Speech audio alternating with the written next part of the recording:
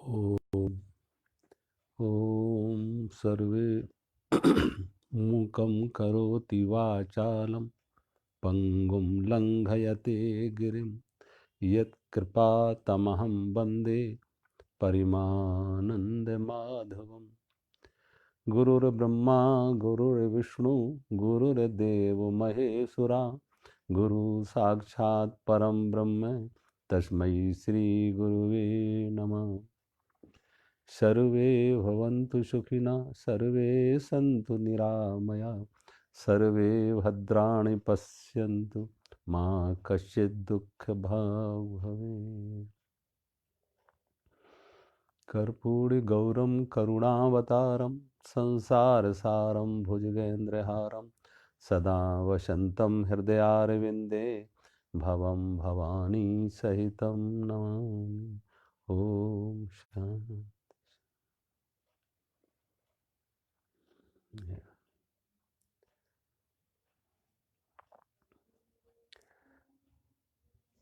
अध्याय दूसरा वर्ष नंबर श्लोक नंबर है 57, 58, 59। या सर्वत्र अविस्नेहा तत्तत्प्राप्य शुभाशुभम नाभिनंदति न द्वेष्टि तस्य प्रज्ञा प्रतिष्ठिता। यदा संगरते चायं पूर्वांगानीव सर्वसा इंद्रियाणीन्द्रियार्थेभ्यः तस्य प्रज्ञा प्रतिष्ठिता। विषया विनिवर्तन्ते निराहारस्य देहिना रसवर्जं रसोप्यस्य परम दृष्ट्वा निवर्तते।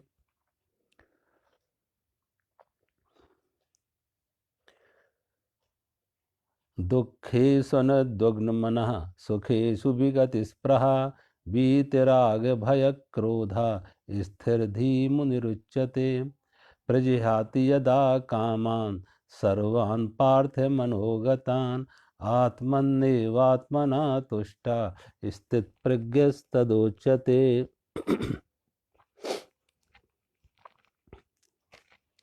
पहले ही श्लोक में भगवान ने जो कहा था कि एक स्थित प्रज्ञ कौन है, समाधिस्थ कौन है, योगी कौन है, आत्मज्ञानी कौन है, तो उसमें पहला ही श्लोक था प्रजिहाति यदा कामान सर्वान पार्थ मनोगतान आत्मन्येव आत्मना तुष्टा स्थित प्रज्ञस्तदोच्यते। भगवान कहते हैं वो समाधिस्थ है, वो योगी है, वो आत्मज्ञानी है। कौन?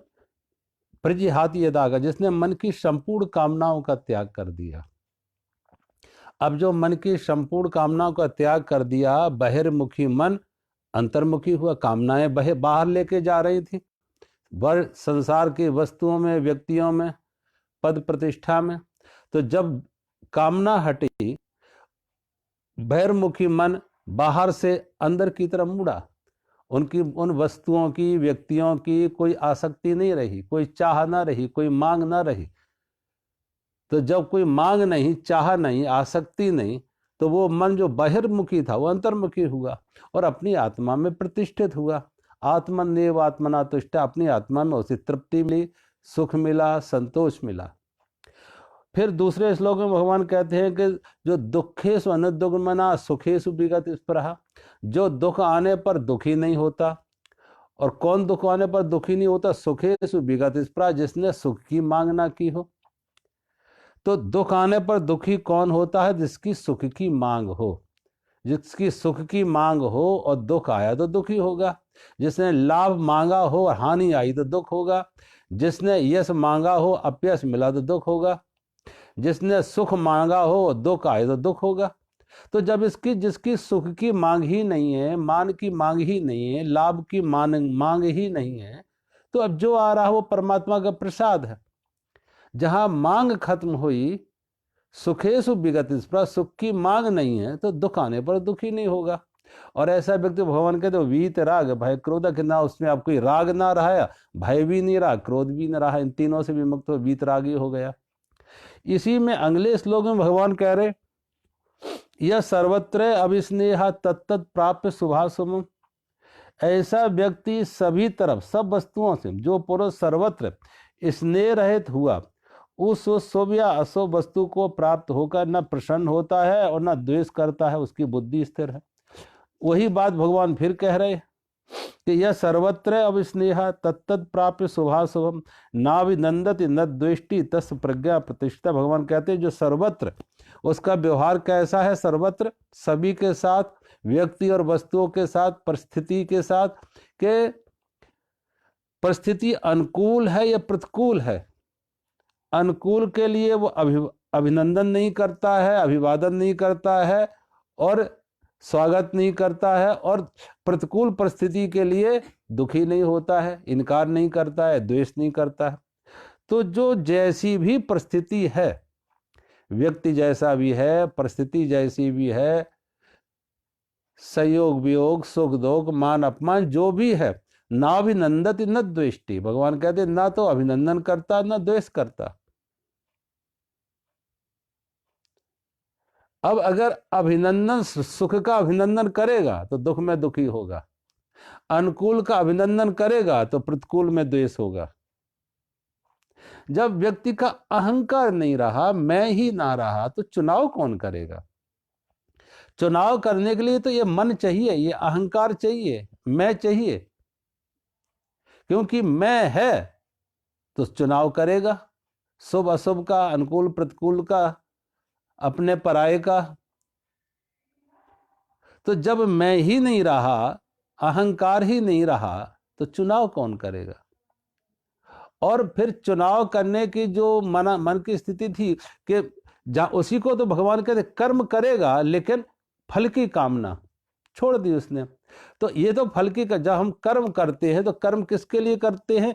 अनुकूलता के लिए, कि परिस्थिति हमारे अनुकूल हो, व्यक्ति हमारे अनुकूल हो।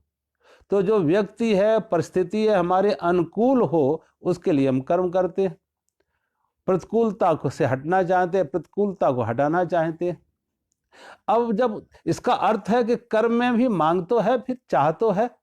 अगर कर्म कामना मुक्त है, कर्म चाह से मुक्त है, मांग से मुक्त है कर्म, तो फिर कर्म तो कर रहा है, और कर्म तो वो शुभ ही करेगा, श्रेयकर ही करेगा, लोक कल्याण का ही करेगा। लेकिन उसकी अब कोई मांग नहीं कि मुझे यश मिले, मेरी प्रशंसा हो, मुझे कीर्ति मिले, मुझे धन मिले, मुझे मान मिले, मुझे पद या प्रतिष्ठा, कोई मांग नहीं। नाभिनंदति न द्वेष्टि। कभी कभी आप देखें, बहुत लोग ऐसे कहते हैं कि सूक्ष्म में भी हमारी कामना बनी रहती है, बड़े सूक्ष्म में भी। जैसे सुबह के समय आप देखें, मान लिया आप जा रहे हैं घूमने के लिए, और कोई व्यक्ति आगे से गया और उसका छाता गिर जाए, कोई वस्तु गिर जाए उसकी, और वो गिर गए, आप उसे उठा के उस वस्तु को उसे पकड़ा देते, और वो व्यक्ति वो वस्तु ले ले जो आपने दी, उठा के दी, उसने ले ली, और वो धन्यवाद भी ना दे, थैंक्स भी ना कहे। अगर थैंक भी ना कहे, धन्यवाद भी ना दे, तो आपको लगेगा कैसा व्यक्ति अशिष्ट है। इतनी सामान्य शिष्टाचार भी इसने नहीं निभाई, कम से कम धन्यवाद दे दे, शिष्टाचार, थैंक्स कह दे। अब भले ही हमारी कोई अंदर से वो नहीं थी, लेकिन इतनी अपेक्षा तो थी। कोई एक विचार करके नहीं आए थे कि किसी का छाता गिरेगा, किसी की वस्तु गिरेगी तो हम उसे उठा के देंगे और वो हमें थैंक्स कहेगा। लेकिन अंदर ये छिपी हुई थी, इतनी अपेक्षा तो थी कि वो थैंक्स कहेगा, धन्यवाद देगा, और नहीं देगा तो हम कहेंगे अशिष्टता है उसकी, ये शिष्टता नहीं है उसकी।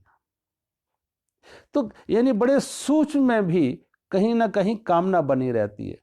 कभी धन की कामना रहती है, मान की कामना रहती है, प्रतिष्ठा की कामना रहती है, पद की कामना रहती है, यश की कामना रहती है,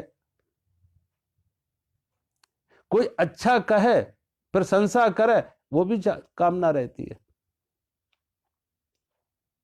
तो भगवान कहते हैं लेकिन ऐसा व्यक्ति जो अहंकार मुक्त है, कामना मुक्त है। शुरू में जब भगवान कहते कामना मुक्त कर्म निष्काम कर्म योग है। कर्म योग कब बना? कर्म योग बना जब कर्म से कामना हटी, फल की कामना हटी। जब फल की कामना हटी कर्म से तो वो कर्म योग बन गया, और जब तक कर्म के साथ फल की कामना है तो वो कर्म बंधन है, वो कर्म बंधन है। तो कर्म योग तभी योग बना जब कर्म से फल की आकांक्षा, फल की मांग हट गई। अब कर्म तो हो रहे हैं लेकिन फल की मांग नहीं है, बिना मांग मुक्त कर्म हो रहे, कामना मुक्त कर्म हो रहे, और लोक कल्याण के लिए। जैसे वृक्ष पर फल लग रहे हैं, वृक्ष की कोई कामना नहीं है कि कोई हमें धन्यवाद देगा, जो फल खाएगा वो धन्यवाद देगा। फूल में सुगंधी है तो सुगंधी बिखर रही है, फूल की कोई कामना नहीं है कि कोई धन्यवाद दे मुझे, कोई मुझे मेरी प्रशंसा करे। ऐसे ही ऐसे कर्म योगी से भगवान कहते हैं कर्म तो होंगे, कर्म तो होंगे, लेकिन वो कर्म के पीछे उसकी कोई मांग ना रही है, तभी तो वो योग बना, तभी तो वो साधना बनी, तभी तो परमात्मा से उसका मेल हुआ है, जोड़ हुआ है, मिलन हुआ है। तो जब परमात्मा से उसका मिलन हुआ, जोड़ हुआ, तो अंदर से उसे बहुत कुछ मिल गया। जब उसने कामना का ये दीवार हटाई, कामना का अवरोध हटा, तो अंदर से ही बहुत कुछ उसे मिल गया, एक तृप्ति मिल गई, एक संतुष्टि मिल गई। आत्मन्येव आत्मना तुष्टा, जो अंदर से उसे एक तृप्ति मिली है, संतोष मिला है, अंतर आनंद मिला है।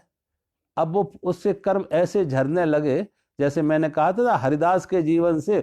हरिदास जब तानसेन से पूछा अकबर ने कि तानसेन तुम ऐसा क्यों नहीं बजा सकते जैसे तुम्हारे गुरु हरदास बजाते हैं, तो तानसेन ने कही मेरे गुरु इसलिए मैं इसलिए नहीं बजा सकता कि मैं जो बजा रहा हूं, सितार बजा रहा हूं, वीणा बजा, उसके पीछे, उस संगीत के पीछे मेरी कोई मांग है, मेरी कोई चाह है, मेरी कोई कामना है, हमें कुछ पाना है, हमें कुछ पाना है। तो ये हमारे लिए साधन है, पाना हमारे लिए साध्य है। कोई वस्तु पाना, व्यक्ति पाना, सम्मान पाना, धन पाना हमारी कामना है, हमारी मांग है, हमारी चाह है, पाना है। तो इसलिए हम उसके लिए बजा रहे हैं, वो संगीत हम दे रहे हैं। अकबर के दरबार में संगीत तानसेन इसलिए दे रहे, संगीत के राजा से उसको धन मिलेगा, मान मिलेगा। लेकिन कहते हैं हमारे गुरु जो हरिदास जी हैं, वो कुछ पाने के लिए नहीं बजाते हैं, उन्होंने बहुत कुछ पा लिया है, उसकी ओवरफ्लो हो गई, उन्होंने बहुत कुछ पा लिया है, और जो अंदर से पाया है तो वो बाहर से प्रकट हो रहा, फैल रहा है, बिखर रहा है बाहर। अंदर वो आत्म आनंद से, अंतर ज्ञान से, परमात्मा के आनंद से इतने भर गए कि वो बाहर से संगीत बन के बिखर रहा है। कुछ पाने के लिए नहीं, जो पा लिया है उसी का प्रकट हो रहा वो। तो ऐसे जो आत्मज्ञानी हैं, जो अपने अंदर से जुड़ गए, वो अंदर से जो जुड़ गए तो अंदर से उन्हें बहुत कुछ मिला। आत्मन्येव आत्मनात्, अपनी आत्मा में तृप्त हुए, संतुष्ट हुए, सुख मिला, आनंद मिला, तो बाहर से अब उनकी कोई अपेक्षा नहीं रही। कर्म तो उनसे झरेंगे, कर्म तो उनसे फूटेंगे, वो ऐसे ही जैसे फूल से सुगंधी, सूरज से प्रकाश, नदियों में जल,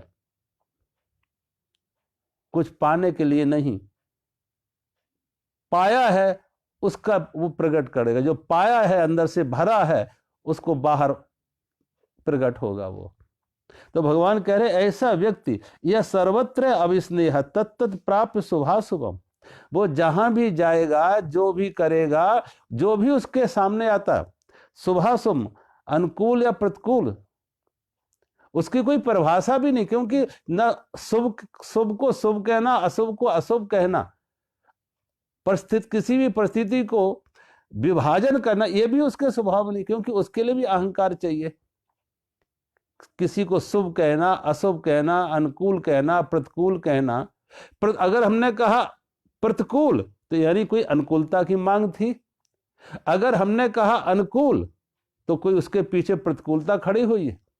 अनुकूल कहा, अभिनंदन किया, अभिवादन किया किसी परिस्थिति का, तो प्रतिकूलता भी उसके पीछे खड़ी है। और प्रतिकूलता को इनकार किया, द्वेष किया, तो यानी अनुकूलता की मांग थी, शुभ की मांग थी, अशुभ। तो हमने उसको विभाजन किया है, अच्छे और बुरे में, शुभ और अशुभ में, अनुकूल और प्रतिकूल में। अब विभाजन किसका कर रहे हो? ये सारी प्रकृति, सारा सृष्टि, सारा परिस्थिति। देखो, बाहर तो घटनाएं घटती हैं, परिस्थितियां बदलती हैं, और ये प्रकृति का नियम है, परमात्मा का, कुदरत का ये विधि का विधान है, लॉ ऑफ नेचर है कि दिन आया तो रात आएगी, रात आई तो दिन आता है। तो जैसे रात दिन आते जाते हैं, गर्मी सर्दी आती जाती है, ऐसे ही संसार में सारी अनुकूलता प्रतिकूलता आती है, सुख दुख आते हैं, मान अपमान आता है, लाभ हानि होती है, जन्म मौत होती है। ये सारा का सारा कुदरत का खेल है, परमात्मा का खेल है, विधि का विधान है। अब एक को चाहना, एक को न चाहना, ये व्यक्ति के ऊपर निर्भर करता। इसलिए जो भगवान कहते हैं, जो आत्मज्ञानी होते हैं वो परिस्थिति बदलने की बात नहीं करते हैं, वो आत्मज्ञानी अपनी मन स्थिति बदलते हैं, परिस्थिति नहीं बदलते। परिस्थिति तो परमात्मा के हाथ में है, और मन स्थिति साधक के हाथ में है कि साधक साधना से अपनी मन स्थिति बदल ले। कहते हैं ना, किसी राजा के बेटी के पैर में कांटा लग गया, किसी राजा के बेटी के पैर में कांटा लगा, उसे तकलीफ हुई, दर्द हुआ, दुख हुआ, तो उसने, राजा ने मंत्री को बुलाया और कहा कि हमारे राज्य की जितनी भी सड़कें हैं वो सब चमड़े से ढक दी जाए, हमारे राज्य की जितनी भी सड़कें हैं वो चमड़े से ढक दी जाए, कि आगे से मेरी बेटी के पैर में कांटा ना लगे।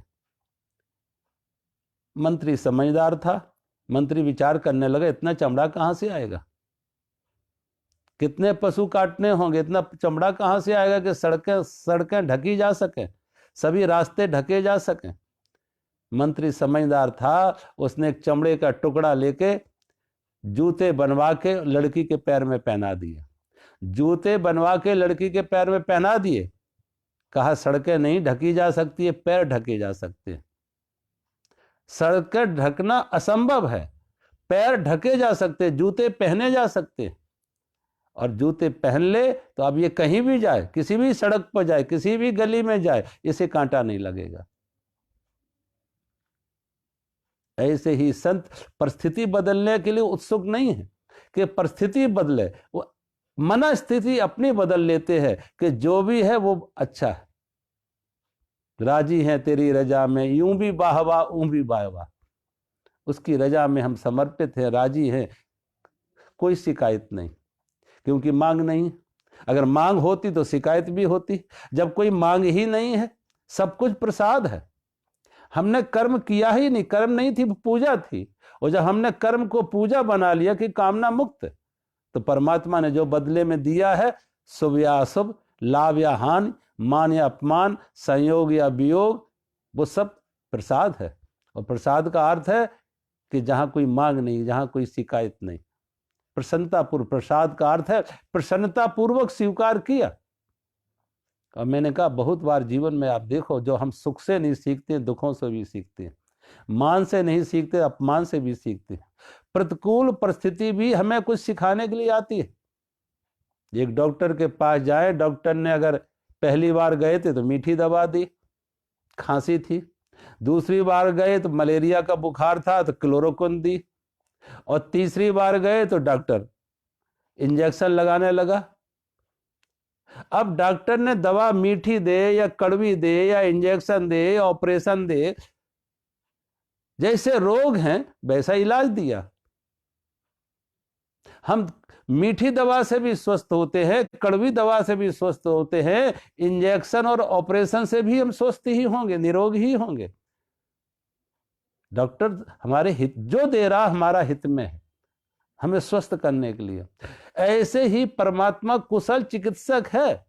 एक सामान्य डॉक्टर को तो भूल चूक भी हो सकती है, और एक डॉक्टर को तो लोभ लालच भी हो सकता है कि लंबे समय तक ऐसे रखो। कोई डॉक्टर ने अपने बेटे को भी डॉक्टर बना दिया, डॉक्टर ने अपने बेटे को भी डॉक्टर बना दिया, और जो बाप जो है, अब का बेटे ने हॉस्पिटल संभाल लिया, बाप 3 महीने के लिए यात्रा पर निकल गया, 3 महीने की यात्रा पर निकल गया, 3 महीने की तीर्थ यात्रा के बाद आया वापस, तो बेटे से पूछा हॉस्पिटल का काम कैसा चला, हॉस्पिटल का काम कैसे चला। बेटे ने कहा पिताजी, जिसे आप 3-3 साल से ठीक नहीं कर पाए थे उसे मैंने 3 महीने में ठीक कर दिया, जिसे आप 3-3 साल में भी ठीक नहीं कर पाए थे उन मरीजों को मैंने 3 महीने में ही ठीक कर दिया। कहते हैं उस डॉक्टर ने अपना सिर पीटा, कहा अगर तुम ठीक करना तो हम भी जानते थे, ठीक करना तो हम भी जानते थे, लेकिन अगर हमने उन्हें ठीक कर दिया होता 3 महीने में कि तो तुम्हारी पढ़ाई का खर्चा कहां से निकलता, तुम्हारे लिए गाड़ी कहां से खरीदी जाती, तुम्हारी पढ़ाई का खर्चा कहां से निकलता, ये कोठी कैसे बनती। कभी कभी डॉक्टर के मन में तो लालच आ सकता है कि डॉक्टर रोगी को थोड़ा लंबा खींचो, इससे आमदनी करो, कमाई करो इससे। लेकिन परमात्मा ऐसा योग चिकित्सक है जो हमारा परम हितैषी है, परम हितैषी है। परमात्मा से ज्यादा हमारा हितैषी होगा कौन सा। परमात्मा ने सब कुछ जीवन में दिया ही दिया, श्वास लेने के लिए हवा दी, पीने के लिए जल दिया, खाने के लिए अन्न दिया, अन्न खाने के लिए मुंह में दांत दिए, सारा का सारा जन्म में हुआ तो परमात्मा से, जीवन मिला तो परमात्मा से, और जीवन चल रहा है तो परमात्मा की कृपा से। और उसने कभी हमसे कोई अपेक्षा नहीं रखी कि हम उसे थैंक्स कहें, हम उसे नमस्कार कहें, हम उसे उसका नाम लें, उसकी कीर्ति, कुछ नहीं हमसे अपेक्षा रखे। तो जो परमात्मा सब कुछ दे रहा है लेकिन कोई अपेक्षा मुक्त होके, और परमात्मा, एक सामान्य डॉक्टर से भूल चूक भी हो सकती, क्या परमात्मा से भी भूल होगी? सोचो, वो तो सर्वज्ञ है, जो सर्वज्ञ है उससे भूल चूक कैसे होगी। तो परमात्मा जो दे रहा है उसमें हमारा हित निहित है। वो मान दे, अपमान दे, लाभ दे, हान दे, संयोग दे, वियोग दे, जन्म दे, जो भी है वो कड़वी और मीठी दवा की तरह है, उससे हम निरोग होंगे, स्वस्थ होंगे, बीमारी कटेगी। और मैंने कहा प्रतिकूल परिस्थिति भी हमें जगाने के लिए आती है, कुछ देने के लिए आती है, सिखाने के लिए आती है, कोई इनकार की बात नहीं। भगवान कहते हैं जो ऐसा परमात्मा के प्रति समर्पित है, निष्काम कर्म योगी है, वो यह सर्वत्र अविस्नेह तत्त प्राप्त शुभा शुभम नाभिनंदति न द्वेष्टि तस्य प्रज्ञा। उसकी कोई अनुकूल और प्रतिकूलता की मांग ही नहीं है, उसका विभाजन ही नहीं है अनुकूलता प्रतिकूलता का। शुभ अशुभ कहना ही उसकी शब्दकोश में नहीं रहा, अनुकूल या प्रतिकूल कहना भी उसके शब्दकोश में नहीं रहा। उसके शब्दकोश में एक ही शब्द है, प्रसाद। प्रसाद। वो ये नहीं कहेगा, ये अपने यहां देखो हम हर चीज को प्रसाद बनाते, भोजन करते हैं तो भोजन स्वाद के लिए नहीं, भगवान का प्रसाद। ना उसे अच्छा कहना ना बुरा कहना। मंदिर में जाते हैं, जो भी प्रसाद मिला, हम मांग नहीं करते हैं पुजारी से कि आज मुझे ये प्रसाद में दो, जो भी मिले वो प्रसाद है। कभी कभी कुछ ना हो, एक तुलसी का पत्ता भी अगर वो दिया है वो भी प्रसाद है। तो हम कर्म को इस तरीके से नाम देते ही नहीं कि ये शुभ है या अशुभ है, या अनुकूल है या प्रतिकूल है, हम नाम ही नहीं देते हैं, चुनाव ही नहीं करते। ऐसा ज्ञान योगी, ऐसा कर्म योगी चुनाव ही मुक्त हो जाता, और जो चुनाव मुक्त हो जाता उसके शब्दकोश में अनुकूल और प्रतिकूल नहीं है, सुख और दुख नहीं है, मान अपमान नहीं है, शुभ अशुभ नहीं है। उसके पास तो एक ही है, प्रसाद बुद्धि। वो प्रसाद जो है, प्रसाद है, भगवान का प्रसाद है, जैसा है भगवान का प्रसाद है। तो फिर उसके मन में चित्त में समता स्वाभाविक है, उसके चित्त में समता रहेगी। और जब चित्त में समता है तो उसी को तो समत्तम योग उच्चते, तभी तो योगी हुआ। समत बुद्धि हुई तो समत्तम योग उच्चते, तभी तो समत योग में स्थिर हुआ, वो चित्त में समता आई। अगले श्लोक में भगवान कहते हैं, यदा संगरते चायम कूर्वांगानीव सर्वसा इंद्रियाणि इंद्रियार्थेभ्यः तस्य प्रज्ञा प्रतिष्ठिता। और कछुआ सब ओर से अपने अंगों को जैसे समेट लेता है, वैसे ही इंद्रियों के विषयों से इंद्रियों को सब प्रकार से हटा लेता है, तब उसकी बुद्धि स्थिर हो जाती, ऐसा समझना चाहिए।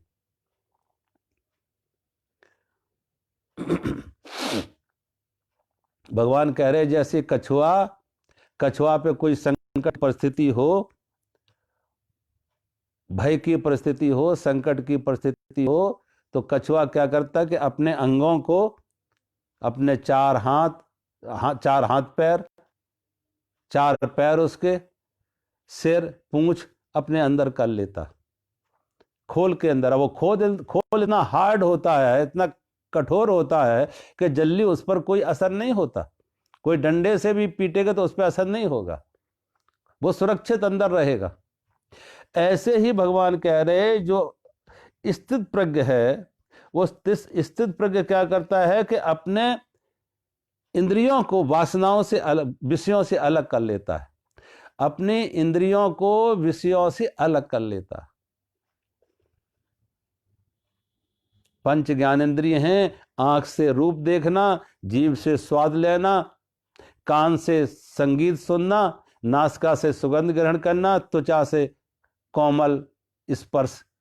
तो 5 ज्ञानेंद्रिय और साथ में मन, इनको वो विषयों से हटा लेता।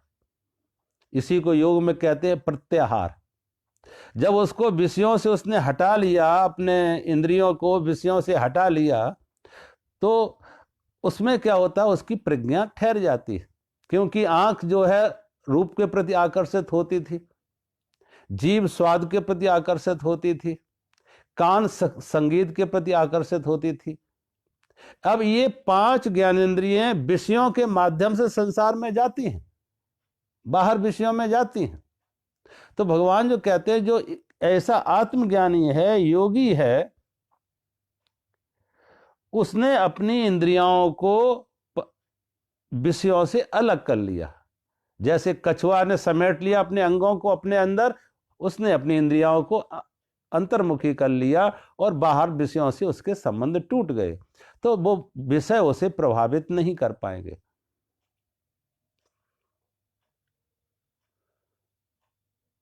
कभी कभी आप देखो, आपका भोजन करने का मन ना हो, भूख ना हो, और कोई आपके सामने थाली ले आया और आपको लगा भोजन स्वादिष्ट है, तो ना चाहते हुए भी, भूख ना होते हुए अब खाने लगते कि चलो कुछ खा लो। क्योंकि जब वो वस्तु सामने आई, विषय सामने आया, तो स्वादिष्ट होने के कारण से तुम्हारा आकर्षण बढ़ गया, स्वादिष्ट होने के कारण से। ऐसे ही कोई रूप हो, किसी रूप के प्रति सामने आने से तुम्हारा आकर्षण बढ़ जाता। कोई संगीत हो तो वो संगीत तुम्हारे कान में पड़ेगी, बड़ा सुखद है, तो तुम सुनने लगोगे उसे। तो भगवान कहते हैं उन विषयों के से तुम्हारा, और उनके साथ जाओगे तो तादात्म्य बढ़ेगा, तादात्म्य बढ़ेगी, आसक्ति बढ़ेगी उनके प्रति। तो भगवान कहते हैं साधक को कुछ समय के लिए अपने को उन विषयों से, अपनी इंद्रियों को मुक्त कर लेना चाहिए। साधन अवस्था में अपने इंद्रियों को, अपने मन को उन आकर्षणों से, जिधर जिधर हमारा मन आकर्षित होके जा रहा था संसार के विषयों में, कुछ समय के लिए अपने को उनसे मुक्त कर लो। अन्यथा उनके साथ रहोगे तो हर समय उन्हीं का चिंतन, रूप का चिंतन होगा, स्वाद का चिंतन होगा, विषयों का चिंतन होगा। तो कुछ समय के लिए अपने को अलग कर लो। फिर भगवान अगले श्लोक में एक बात और कह रहे हैं, विषया विनिवर्तन्ते निराहारस्य देहिना रसवर्जम रसोप्यस्य परम दृष्ट्वा निवर्तन्ते। भगवान कहते हैं इंद्रियों के द्वारा विषयों को ग्रहण न करने वाले पुरुष के भी केवल विषय तो निवृत्त हो जाते हैं, परंतु उनमें रहने वाली आसक्ति निवृत्त नहीं होती है। स्थित पुरुष की तो आसक्ति भी परमात्मा को साक्षात करके निवृत्त हो जाती है।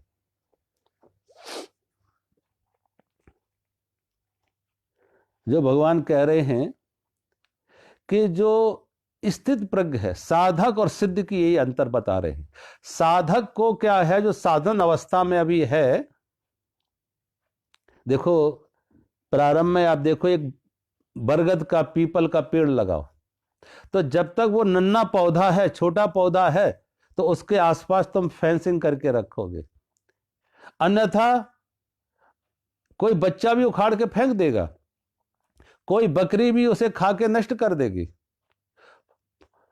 तो उसके आसपास फेंसिंग कर देते हैं जिससे वो नष्ट ना हो। भविष्य में, कालांतर में, भविष्य में वही छोटा नन्हा पौधा विशाल वट वृक्ष बन जाता, विशाल बरगद का, पीपल का विशाल पेड़ बढ़ जाता है। अब उससे हाथी भी बांधो तब भी उसको कोई क्षति नहीं पहुंचेगी। फिर उसके लिए कोई फेंसिंग की जरूरत नहीं रहती कि अब उसके साथ फेंसिंग की जाए उसकी सुरक्षा के लिए। ऐसे ही साधन की, साधक को साधन की, साधना की प्रारंभिक अवस्था में अपने मन को, अपनी इंद्रियों को विषयों से थोड़ा हटा के रखो, जहां जहां आकर्षण था उनसे हटा के रखो।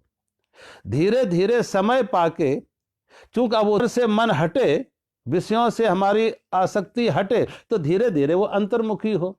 और जब सिद्ध अवस्था में पहुंचता है, अपने अंतर से जुड़ता है, अपने अंदर की आत्मा से जुड़ता है, आत्म चेतना से जुड़ता है, आत्म अनुभूति में जाता है, स्थित प्रज्ञ की अवस्था में जाता है, तो उसके वो फिर आकर्षण खत्म हो जाते हैं।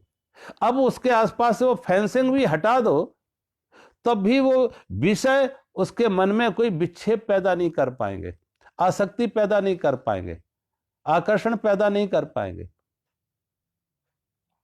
तो यहां पे दो बातें हैं। एक तो हमारी ये बहिर इंद्रियां हैं कि आंख से हम रूप देख रहे हैं, कान से शब्द सुन रहे हैं, जीभ से स्वाद ले रहे हैं, नासिका से गंध ग्रहण कर रहे हैं, त्वचा से स्पर्श का बोध। दूसरी, इसी इंद्रियों के पीछे एक दूसरी इंद्रिय है, ये स्थूल इंद्रिय है, कहना चाहिए इंद्रिय का एक अंग है, लेकिन इसके पीछे एक और इंद्रिय है जो विषय की रूप है, जो रस की इंद्रिय है, वासना की इंद्रिय है। हम आंख से रूप देखते इतना ही पर्याप्त नहीं है। आंख से हमने रूप तो आंख ने तो रूप देखा, आंख ने तो रूप देखा, लेकिन ये रूप सुंदर है, ये कुरूप है, ये प्रिय है, ये अप्रिय है। अब ये सुंदर और कुरूप की परिभाषा किसने की, ये वर्गीकरण किसने किया, ये निर्णय कौन दे रहा है, ये सुंदर है, कुरूप है? सुंदर है तो बार बार मोड़ मोड़ के कौन देख रहा? ये मात्र आंख का निर्णय नहीं था, आंख के पीछे जो मन था, आंख के पीछे जो वासना थी, वो वासना बार बार मुड़ मुड़ के देख रही। जीभ से स्वाद लिया, लेकिन जीभ के साथ स्वाद लेने से स्वादिष्ट है और अस्वादिष्ट है, ये निर्णय कौन कर रहा? जो जैसी हमारी पूर्व वासना थी। और ये वासनाएं समय के अनुसार अभ्यास में बदलती रहती है। आप देखो, चाहे वो रूप की वासना हो, चाहे वो भोजन की वासना हो, वो अभ्यास से बदलती हैं। कोई दक्षिण भारत का आदमी हो और उत्तर भारत का हो, तो दक्षिण भारत का स्वाद, उत्तर भारत का स्वाद। एक पंजाबी से पूछो, वो कहेगा हर रोज नाश्ता में पराठा चाहिए, और उत्तर दक्षिण भारत का हो उसे चावल चाहिए। तो स्वाद जैसा व्यक्ति खाता रहता, वैसे उसके स्वाद की अभ्यास बन जाते, वैसा उसका आकर्षण बन जाता, वैसी वासना बन जाती। स्वाद का ऐसे ही रूप का भी है। अपने हिंदुस्तान में देखो, जिसे हम सुंदर कहते हैं, निग्रो में जो ब्लैक लोग होते हैं, निग्रो होते हैं, उनकी सुंदरता की परिभाषा अलग होती है। उनकी सुंदरता की परिभाषा में नाक चपटी हो, होंठ मोटे हो, अपने उसे कुरूप किया, यहां उसे कुरूप कहा जाएगा, लेकिन उनकी सुंदरता की परिभाषा वो है। और जिन स्त्रियों के ओंठ मोटे ना हो, कहते वो पत्थर लटका के ओंठ मोटे करती हैं। अब उनकी परिभाषा वो है, उनका आकर्षण वो है, उनकी मांग वो है, उनकी वासना वो है। तो ये वासनाएं, अब देखो आप जो शराब पीने वाले हैं, सिगरेट पीने वाले, अब सिगरेट में, शराब में क्या स्वाद है? कोई स्वाद होता है? और पहली बार जब किसी ने सिगरेट पी होगी तो धुआं अंदर गया होगा, तकलीफ हुई होगी, लेकिन धीरे धीरे अभ्यास करते, शराब का जो स्वाद पहली बार लेते हैं, अच्छा नहीं लगता, लेकिन धीरे धीरे अभ्यास शराब और सिगरेट बाद में उनको सुख देने लगते, बाद में उसके बिना वो रह नहीं पाते, उसका भी एक अभ्यास बन गया। ये अभ्यास पर निर्भर रहता। भगवान महात्मा गांधी के साथ कहते हैं लुई फिशर एक विदेशी पत्रकार थे, इंग्लैंड के विदेश के पत्रकार थे लुई फिशर।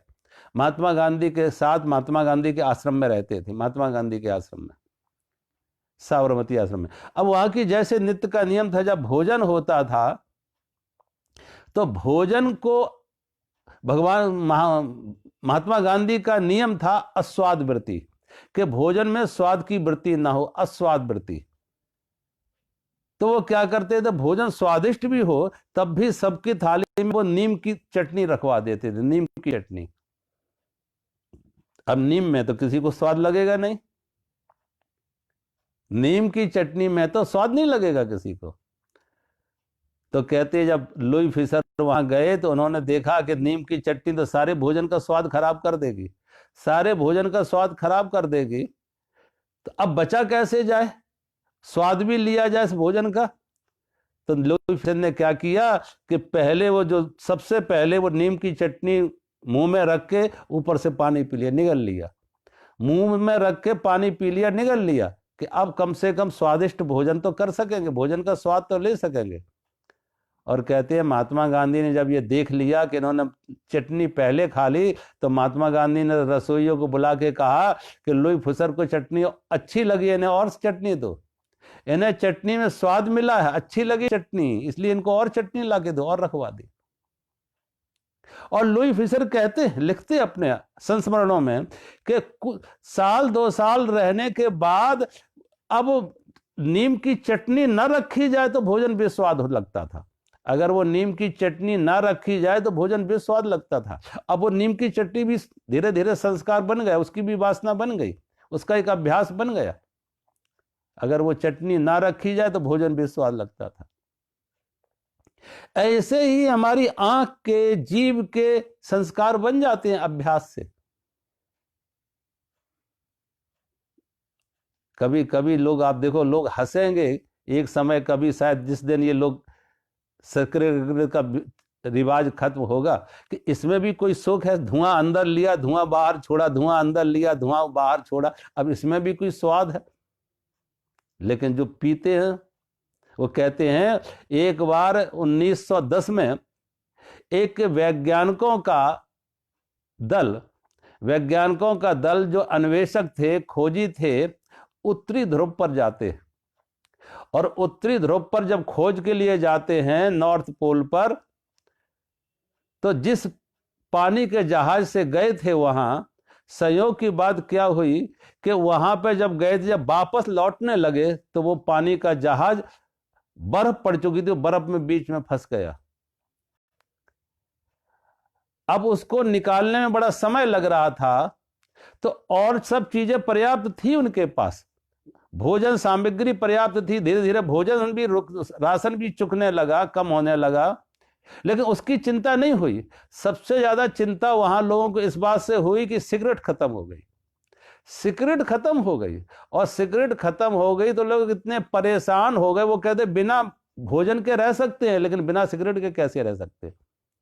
और स्थिति ये बनी कि जो वो जहाज की रस्सियां थीं, जिन रस्सियों से वो पाल बंधे हुए थे, रस्सियां काट काट के लोग पी गए, रस्सियां काट काट के ही सिगरेट बना के उसका धुआं लेके वो ही पी गए। अब सोचो, बड़ी मुश्किल से देखा, लोग तो रस्सियां काट काट के पी रहे हैं, उसका धुआं ले रहे हैं जला जला के, बड़ा मुश्किल से वो उत्तरी ध्रुव से वापस ला पाए उस पानी के जहाज को, जलयान को, शिप को। अब क्या स्वाद है सोचो, हमें आपको एक बड़ा अजीब सा लगेगा कि क्या स्वाद है इस धुएं में, लेकिन जो पीते उनसे देखो।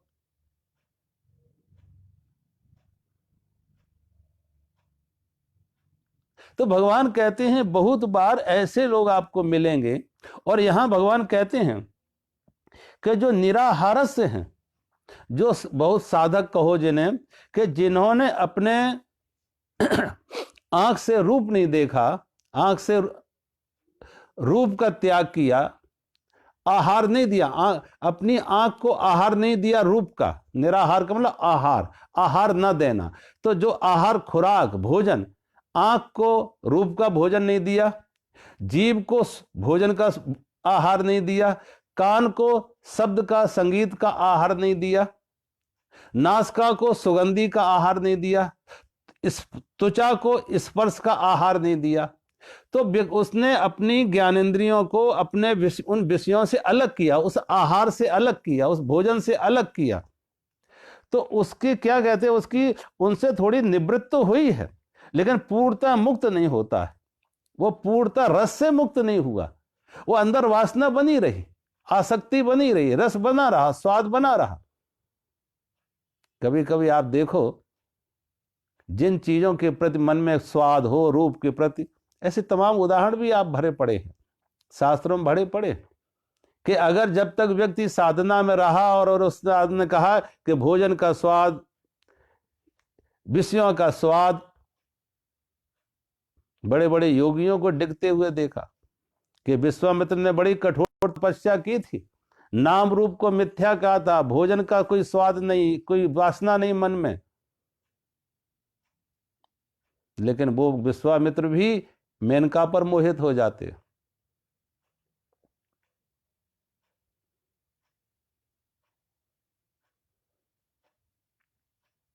पाराशर ऋषि मत्स्यगंध्या पर मोहित हो जाते, सत्यवती पर मोहित हो जाते, पाराशर ऋषि जैसे। तो कहने का अर्थ यह कि ये ना सोचे कि हमारा मन अब संसार के विषयों से आसक्ति से मुक्त हो गए, वासना से मुक्त। वो वासना बड़े सूक्ष्म रूप में अंदर छिपी पड़ी रहती है।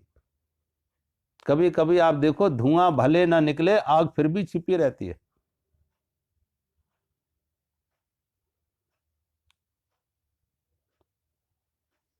एक बार हम जब पढ़ते थे, ग्रेजुएशन कर रहे थे, पढ़ रहे थे, तो जहां हम रहते थे वहां एक हनुमान जी की हमने एक मूर्ति लगाई थी, और हनुमान जी की मूर्ति लगाते तो वहां पर रोज शाम को एक अगरबत्ती लगा देते थे।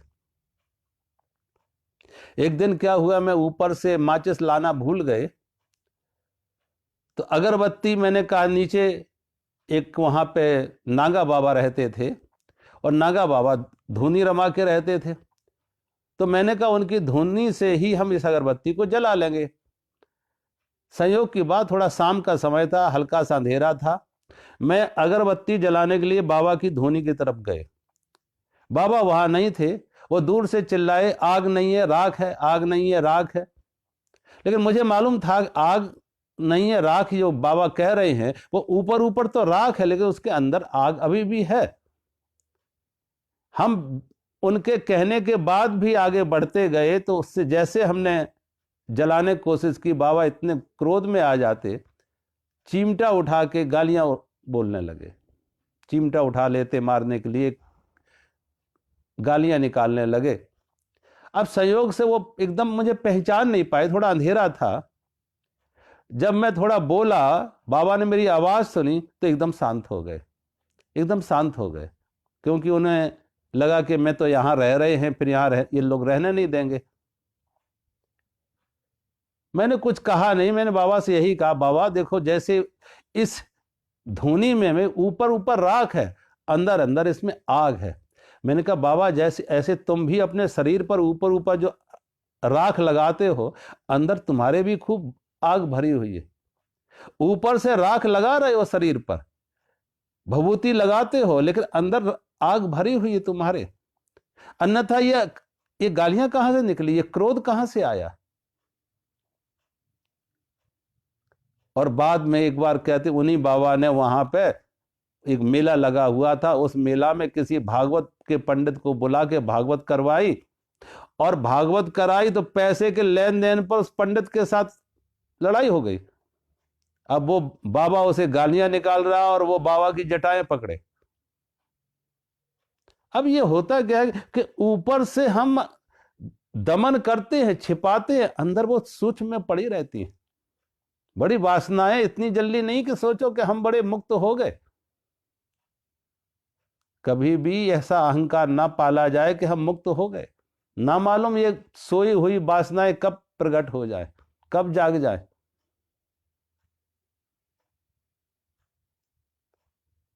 और इसके लिए तो जितनी सरलता हो, विनम्रता हो, भगवान से प्रार्थना हो कि प्रभु तुम ही बचा के रख सकते हो। अपनी कोई शक्ति नहीं, अपनी कोई सामर्थ्य नहीं है, परमात्मा की कृपा, उसके प्रति समर्पण, उस पर भरोसा। और मैं तो ये कहेंगे कि अगर उसकी कृपा पर भरोसा है, विश्वास है, समर्पण है, तो वो संभालता है। वो ऐसे ही संभालता है जैसे माँ बच्चे को संभालती। बच्चा कहाँ घूम रहा, क्या कर रहा, माँ काम अपना कर रही है, लेकिन साथ में एक नजर बच्चे पर भी है कि बच्चा देखा कहीं आग तो नहीं पकड़ रहा, बच्चा कोई चाकू तो नहीं पकड़ रहा, बच्चा कहीं गिर तो नहीं रहा। एक नजर हर समय माँ की बच्चे पर रहती है। ऐसे ही परमात्मा हमें अपनी नजर में रखे हुए। भरोसा रखो, अहंकार मत आ जाए कि मैं बहुत कुछ सिद्ध हो गया, मैं बड़ा योगी हो गया, स्थिति प्रज्ञ हो गया, अब कुछ कोई गिरने का डर नहीं है। कोई भी परिस्थिति आ सकती है। बड़े बड़े योगी गिरे, हमारी आपकी तो औकात क्या, बड़े बड़े योगी भी गिरे। ये तो परमात्मा की कृपा कहो कि वो जब तक जिस वो हाथ पकड़े है तो वो नहीं छोड़ेगा, वो संभालेगा, वो गिरने नहीं देगा। लेकिन उस परमात्मा की कृपा के लिए विनम्रता बनाए रखें, अहंकार ना उड़ लें। ज्ञानी होने का ये झूठा अहंकार ना उड़ लें। तो भगवान कहते हैं जो ऐसा साधक है, अपनी ज्ञानेंद्रियों को विषयों से अलग तो कर लिया, तो कुछ समय के लिए उसे ये भ्रम हो सकता है कि अब मेरे मन में कोई विषय नहीं है, अब कोई वासना नहीं है, कोई विषय वासना नहीं है। लेकिन वो विषय वासना इतनी सूक्ष्म होती हैं कि अगर उनके संपर्क में तुम जल्दी फिर आए तो फिर आसक्ति बन जाएगी, फिर गिर जाओगे। इसलिए बहुत जल्दी न, भगवान कहते हैं। लेकिन जो स्थित प्रज्ञ है, उसके अंदर का रस है, जो वासना है, जो रस है, जो आकांक्षा है, जो मांग थी, वो भी खत्म हो जाती। वो मन से मुक्त हो जाता, मन की मांग से मुक्त हो जाता, वो वासना से मुक्त हो जाता है कि उसने बहुत बड़ी, उससे भी बड़ी वासना, आत्मा की वासना से जुड़ जाता, आत्मा के सुख से जुड़ जाता। और भगवान कहते हैं जो अब स्नेह शब्द आता है, स्नेह में कहते हैं घी को, घी या तेल को स्नेह कहते हैं। तो घी या तेल को आप देखो, किसी बर्तन में डालो, एक बर्तन से दूसरे बर्तन में डालो, 1 किलो घी था, दूसरे बर्तन में डालो तो मान के चलो कम से कम 20-30 ग्राम तो उस बर्तन में लगा रह ही जाएगा। 20-30 ग्राम तो उसमें कितना ही डालो तब भी 20-30 ग्राम लगा रह जाएगा। और ऐसे 10 बर्तनों में बदलते जाओ तो मान के चलो कम से कम 100-200 ग्राम खत्म कम हो जाएगा। तो भगवान कहते हैं, इसलिए इसने उसको कहा है, स्नेह कहा कि जैसे हम जब विषयों के संपर्क में आते, हमारा इंद्रियाएं विषयों के संपर्क में आती हैं, तो वो ऐसा नहीं कि विषयों से हमने आंख बंद कर ली तो मुक्त हो गए, उसकी वासना बनी रही, वासना पकड़ लेती, वासना आ जाती। जैसे घी बर्तन में लगा रह जाता, ऐसी ही वस्तु से हटते हुए भी, विषय से मन को हटाते हुए भी, इंद्रियों को हटाते हुए उसकी वासना रह जाती, वो वासना रह जाती।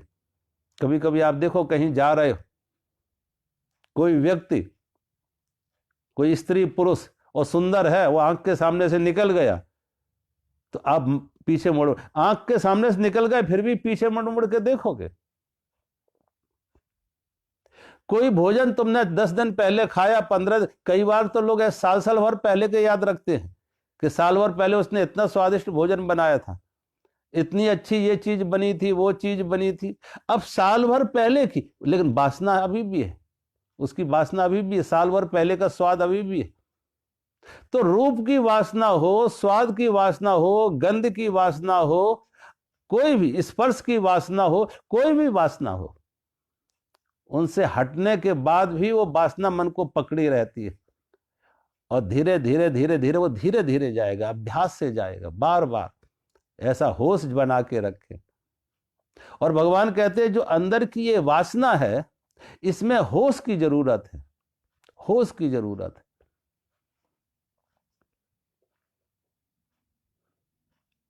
ये सारी वासनाएं बहुत बार काम करती हैं मूर्छा में, एक बेहोशी में। एक बार भगवान बुद्ध सत्संग कर रहे थे, सत्संग करते हुए उन्होंने सामने देखा कोई व्यक्ति पैर हिला रहा है, अंगूठा हिला रहा था, पैर हिला रहा था। भगवान बुद्ध ने सत्संग बंद करके पूछा, भाई आप ये पैर क्यों हिला रहे हो, पैर क्यों हिला रहे हो? उसने कहा मुझे भी मालूम नहीं था। अब जैसे ही उसने होश में आया कि मेरा पैर हिल रहा है, हिलना बंद हुआ, पैर का हिलना बंद हो गया। बहुत बार जो भी हमारी वासनाएं हैं, हमारे अंदर का रस है, अगर थोड़ा सा उसे ध्यान की तरफ ले जाए, उसके प्रति हम अपनी चेतना ले जाएं, तो आप देखेंगे आंख बंद करके उस वासना के भी साक्षी बन जाएं। जो अंदर एक वासना जगी है, रूप की वासना, स्वाद की वासना, शब्द की वासना, गंध की वासना, जो वासना बनी है उस वासना के साक्षी बने। और अगर उस वासना के हम साक्षी बनना सीख लें, साक्षी बनना शुरू करें, तो धीरे धीरे वो वासना निर्मूल होती जाती है, नष्ट होती जाती है। फिर आंख तो खुलेगी, आंख रूप को देखेगी, जीव स्वाद लेगी, लेकिन उसे स्वादिष्ट अस्वादिष्ट कहने का कोई कारण नहीं, उससे वासना नहीं बनेगी। आंख से रूप भी देखेंगे, ना उसे सुंदर कहेंगे ना कुरूप कहेंगे। जीभ से स्वाद भी लेंगे, ना स्वादिष्ट करेंगे ना अस्वादिष्ट कहेंगे। कान से शब्द सुनेंगे, नासिका से गंध ग्रहण करेंगे, त्वचा से स्पर्श का भी सुख होगा, लेकिन ना उसे सुख कहेंगे ना दुख कहेंगे, ना अच्छा कहेंगे ना बुरा कहेंगे, मात्र उसके साक्षी हो गए। और जो इस तरीके से स्थित प्रज्ञ हैं, समाधिस्थ हैं, योगी हैं, स्थिर धी हैं, भगवान कहते हैं वो इतनी सजगता में हैं कि एक एक क्रिया उनकी सजगता में हो रही है, एक एक क्रिया होश में हो रही है। जो हमारी एक मैकेनिकल हैबिट्स है, यंत्रवत के, किसी ने बटन दबाई और क्रिया होने लगी तो वो मैकेनिकल हैबिट्स खत्म हो जाती। किसी ने बटन दबाई तो हम क्रोध करने लगे, किसी ने दूसरी बटन दबाई तो हम खुश हो गए, स्तुति की तो हम खुश हो गए, हमारी निंदा की तो हम क्रोध में आ गए। ये बटन है, ये मैकेनिकल हैबिट्स है। भगवान कहते हैं ऐसा जो अंतर्मुखी ज्ञानी है, आत्मयोगी है, कर्मयोगी है, वो इतने होश में जीवन को जीता है कि सब तरह की मूर्छा उसकी टूट जाती है और मूर्छा मुक्त हो जाता। कहते एक बार भगवान बुद्ध बैठे हुए थे, भगवान बुद्ध के माथे पर कोई मक्खी जाके बैठी, उनके माथे पर एक मक्खी बैठी, भगवान बुद्ध का हाथ गया मक्खी को हटाने के लिए, मक्खी तो उड़ गई, हाथ वापस आ गया। दूसरी बार भगवान बुद्ध फिर अपने हाथ को माथे पर लाते हैं और फिर वापस ले आते हैं। भगवान बुद्ध का शिष्य और उनका रिश्ते में चचेरा भाई भी था आनंद, जो भगवान के सदा साथ रहता था भगवान बुद्ध के।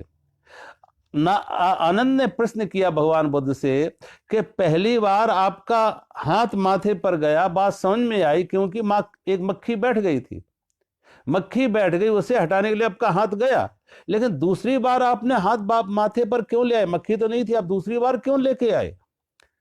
तो भगवान बुद्ध ने कहा पहली बार जो हुई था, हाथ ऊपर आया था मक्खी हटाने के लिए, वो मैकेनिकल था, वो यंत्रवत था कि एक संवेदना यहां पैदा हुई, एक सेंसेशन पैदा हुई मक्खी के बैठने से, हाथ तुरंत वहां गया, मैकेनिकल था, बेहोशी में हुआ। और दूसरी बार जब मैंने हाथ लाए, वो होश में लाए, कि हाथ की पूरी होश था कि हाथ ऊपर तक ला रहे हैं और अब हाथ धीरे धीरे नीचे भी जा रहा, वो पूरे होश में किया। ऐसे महापुरुषों की हर क्रिया, खाना खाते हैं तो होश में, चेतना में, बात करते हैं तो होश में, बात सुनते हैं तो होश में, चलते हैं तो होश में, हर क्रिया एक होश में होती है, चेतना में होती है, सजगता में होती है। मूर्छा टूट जाती है, मूर्छा में कुछ नहीं होता, उनकी मूर्छा टूट जाती है, वो मूर्छा मुक्त हो जाती है। और जो ऐसे मूर्छा मुक्त हो जाते हैं, वो आंख से रूप भी देखेंगे, लेकिन उस समय उन्हें होश है कि वहां वासना नहीं जगाएंगे। जीभ से स्वाद भी लेंगे, लेकिन होश है वहां, जीभ की वासना, स्वाद की वासना भी नहीं बनाएंगे। ना रूप की वासना होगी, ना स्वाद की वासना होगी, ना गंध की वासना। विषय तो होंगे अपनी जगह पे, वो इंद्रियां उनके संपर्क में भी आएंगे, उनका ज्ञान भी कराएंगे, लेकिन वासना से मुक्त हो जाएगा, वासना नहीं बनेगी।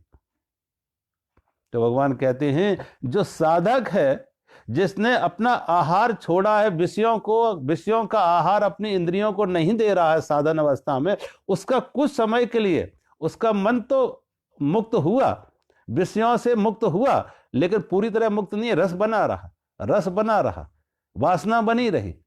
और वो वासना फिर ऐसे ही समझो जैसे गर्मी का समय है, और गर्मी के समय में क्या होता है, ऊपर ऊपर से घास सूख जाती, मैदान साफ दिखता है कि कोई घास नहीं है, साफ मैदान।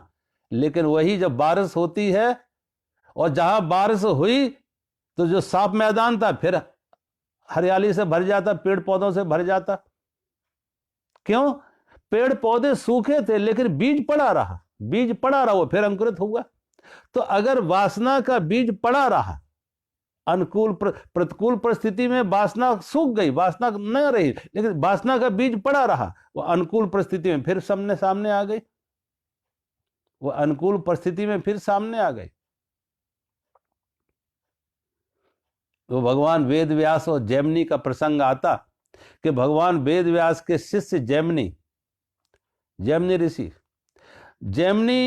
भगवान वेद व्यास जब संयम की कोई बात करते हैं कि संयम रखो, वासना मुक्त रहो, विषयों से अपनी इंद्रियों को हटा के रखो, जब ऐसी कोई बातें करते हैं, ब्रह्मचर्य की बात करते हैं, वासना मुक्त होने की बात करते हैं, तो जैमिनी उनकी बात का मजाक बनाता, उपहास करता कि ये बूढ़े गुरु तो खाली जब देखो ब्रह्मचर्य की बात, वासना मुक्त होने की बात, उनकी बात ध्यान से सुनता भी नहीं और उस पर कोई विचार भी नहीं करता। भगवान वेद व्यास को भी लगा कि इसके मन में झूठा ही आत्मसंयमी होने का अहंकार हो गया, आत्मसंयमी होने का इसे अहंकार हो गया कि यह वासना मुक्त हो गया, यह ब्रह्मचर्य को उपलब्ध हो गया। एक दिन क्या हुआ, भगवान वेद व्यास शाम का समय, बाहर हल्की हल्की बारिश हो रही थी, एक सुंदर युवती का रूप बना के जाते, और जब सुंदर युवती का रूप बना के जाते, जैमिनी के दरवाजे पर दस्तक दी, दरवाजा खटखटाया जैमिनी की कुटिया पर, जैमिनी ने कुटिया खोल दी, देखा सुंदर स्त्री को, तो पूछा आप किस लिए? कहा मैं पानी में भीग रही हूं, मेरे कोई रहने की जगह नहीं, मुझे कोई जगह दे दो। जैमिनी के बगल में एक और कमरा था, जैमिनी ने वो कमरा दे दिया और कहा देखो ये कोई भी आए तो अब कमरे को खोलना मत, और एक बार हम भी आए तो खोलना मत। लेकिन जैमिनी ने कमरा तो दे दिया, अर्धरात्रि को जैमिनी सो ना सके, बार बार उस स्त्री का रूप उनके अंदर घूम रहा, और अर्धरात्रि को दरवाजा खटखटाने पहुंच गए। जब दरवाजा खटखटाने पहुंच गए, उस स्त्री ने पूछा कौन? तो कहा मैं जैमिनी हूं, मैंने जो तुम्हें कमरा दिया, दरवाजा खोलो। जब दरवाजा खुलवाया तो देखा भगवान वेद व्यास जी वहां ध्यान में बैठे हुए थे, और भगवान वेद व्यास मुस्कुराए, जैमिनी को अपने किए का समझ में आ गई कि हमारे अंदर जो ब्रह्मचर्य का मैं ब्रह्मचारी हो गया, मैंने संयमी हो गया, मेरा इंद्रियों पर अधिकार हो गया, ये अहंकार झूठा पाल रखा था, गुरु ने वो तोड़ा। जो झूठा अहंकार पाल रखा था, वासना मुक्त हो गए, कामना मुक्त हो गए, भगवान वेद व्यास ने उनको उस अहंकार को तोड़ा। ऐसे ही बहुत बार हमने कहा ये सूक्ष्म बीज पड़े रहेंगे, और अगर ये बीज पड़े रहे प्रतिकूल परिस्थिति में तो ये नहीं दिख रहे हैं, परिस्थिति अनुकूल हुई तो चाहे भोजन की वासना हो, चाहे रूप की वासना हो, चाहे गंध की वासना, कोई भी वासना वो फिर बाहर प्रकट होगी। तो भगवान कहते हैं ऐसा व्यक्ति, आगे के श्लोक में भगवान कहते हैं यत तोयपि कौन्तेय पुरुषस्य विपश्चिता इंद्रियाणि प्रमाथीनि हरन्ते प्रसभव मना। भगवान कहते हैं और हे अर्जुन, आसक्ति का नाश न होने के कारण ये प्रमथन स्वभाव वाली इंद्रियां यत्न करते हुए बुद्धिमान पुरुष के मन को भी बलात् हर लेती हैं।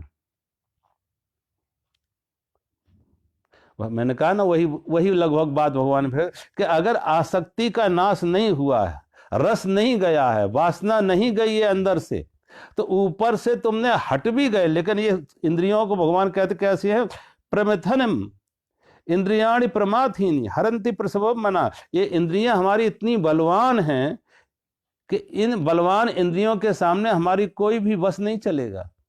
ये हमारे मन को फिर हरण कर लेंगी, फिर आसक्ति में चली जाएंगी, फिर भोग में चली जाएंगी, फिर वासना में चली जाएंगी। तो यत्न करने पर भी बुद्धिमान से बुद्धिमान पुरुष भी, बड़े ज्ञानी भी अज्ञानी हो जाते हैं, समझदार भी नासमझ हो जाते हैं। आप देखो रामचरितमानस में जो प्रसंग आता है ना नारद जी का, कि नारद जी ने कहा मैंने तो कामदेव को जीत लिया, और कामदेव को जीत लिया तो भगवान ने ऐसी खेल खेला, ऐसी लीला खेली कि एक योग माया से भगवान ने एक नगर बसा दिया और विश्व सुंदरी बस बना दी। और नारद जी कितने व्याकुल हो जाते हैं उस विश्व सुंदरी से विवाह रचाने के लिए, विश्व सुंदरी से विवाह रचाने के लिए। भगवान से जाके कहता अपना रूप दे दो, तो भगवान ने अपना रूप ना देकर, सुंदर ना देकर बंदर बना दिया।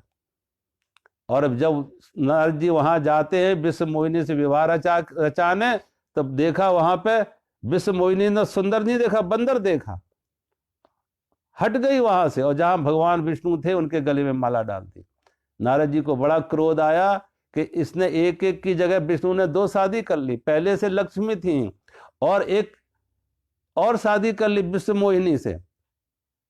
और नारद जी ने क्रोध में भगवान को श्राप दे दिया कि जैसे स्त्री के विरह में मैं दुखी हूं, तुम्हें भी स्त्री का विरह सताएगा, और जो तुमने मुझे रूप दिया बानर का, यही रूप बानर तुम्हारे सहायक बनेंगे।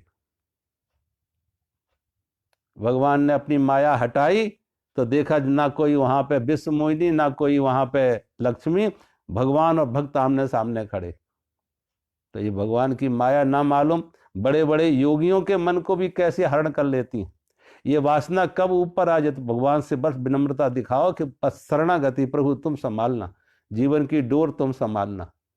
ना मालूम कब किस समय परमात्मा इस अहंकार को तोड़ने के लिए आदमी को, नीचे बैठा हुआ आदमी गिरता कम चोट आती है, आकाश पे जितना ऊपर जाओगे वो गिरोगे चोट ज्यादा आएगी। इसलिए जितना ऊपर उठो एक एक कदम संभाल संभाल के, भगवान को का सहारा लेके, परमात्मा का हाथ पकड़ के, कि जिससे भटकने की कोई संभावना ना रहे। तो आज कथा को हम यहीं विराम देते हैं। मेरा सभी को बहुत बहुत प्रणाम। हरिओम।